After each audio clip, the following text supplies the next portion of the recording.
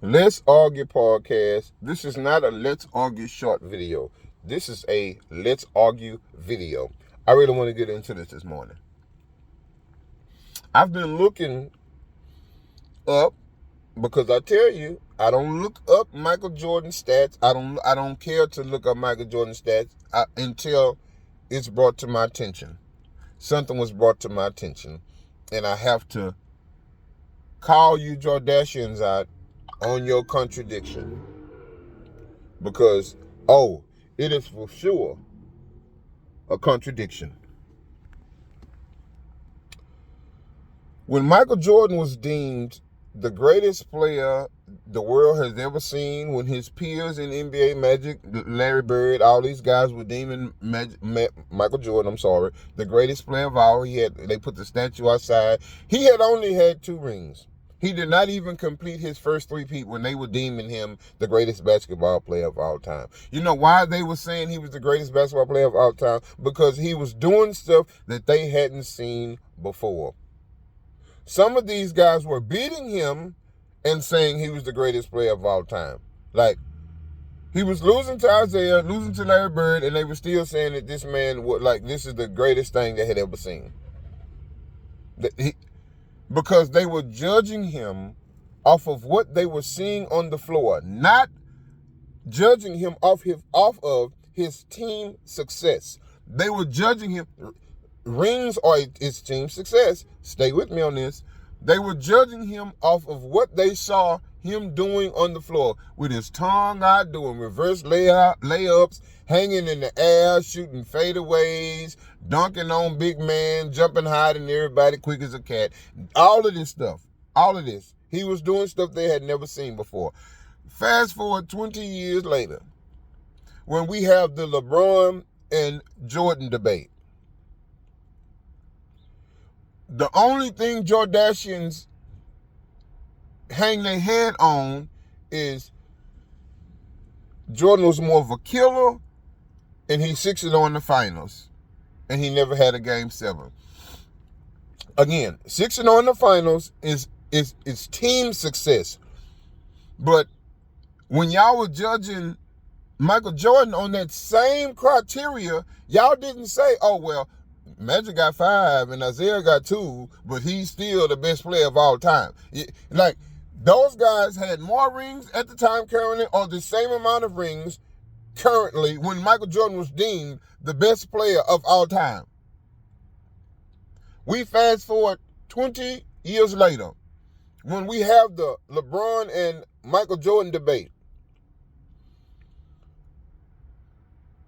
You say that when we have the debate, you say that, Jordan is 6-0, but no, you didn't have that same, you didn't use that criteria with Michael Jordan. So let's use the criteria that you used when Michael Jordan was deemed the greatest. Let's use that now. Now, you're not finna, if you have been watching basketball since Michael Jordan came in the league, if you were watching basketball before Michael Jordan came into the league, and you are still watching it until now,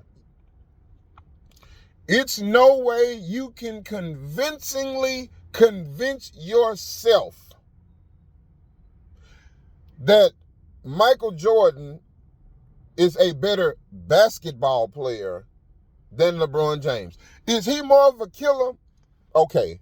He's more of a killer than LeBron James, because he will shoot the ball over 3 people instead of making the correct basketball play, which is pass it to the wide open man in the corner who's in the NBA, who's getting paid to make shots.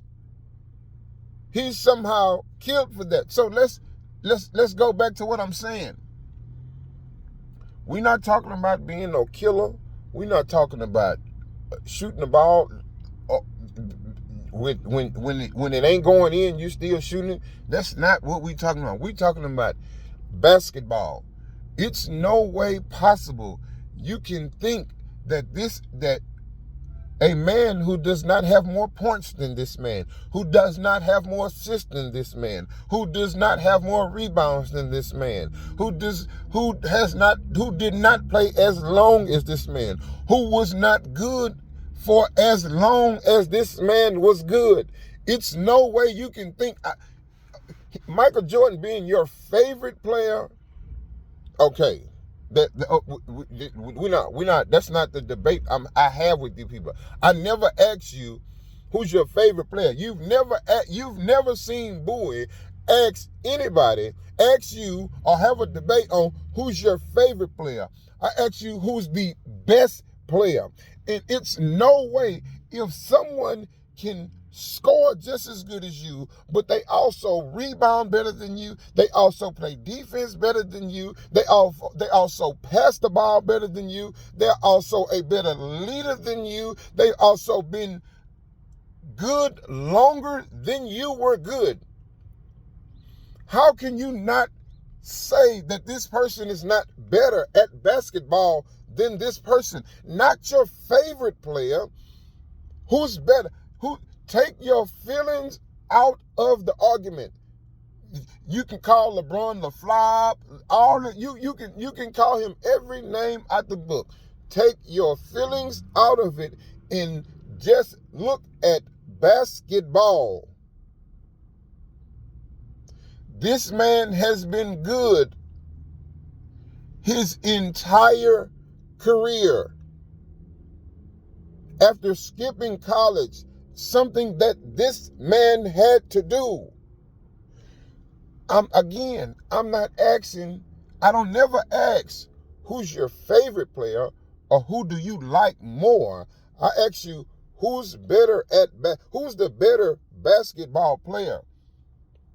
And again, if LeBron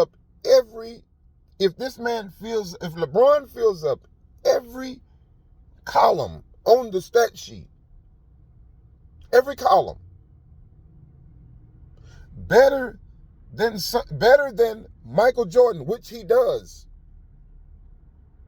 Like, LeBron is going to be the only player ever to have 50K, 15K, 11K. We're talking about assists, rebounds, points, steals. If you look up the top 10 players on the assist list, now, LeBron is about to pass Chris Paul in assists and be second all-time in assists. If this man is literally about to be first in scoring, second in assists. Take your feelings out of the argument. Y'all, the 6-0 excuse has ran out. It has ran out. This man is in year 23, man. In year 23.